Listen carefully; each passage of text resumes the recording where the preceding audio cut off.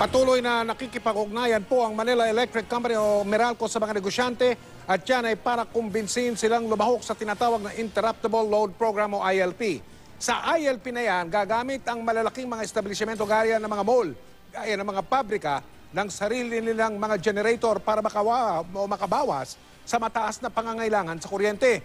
Ang paliwanag ng Meralco, maliit lang daw ang epekto ng ILP sa mga consumer o customer nila at ang kapalit naman ay katipiran sa kuryente.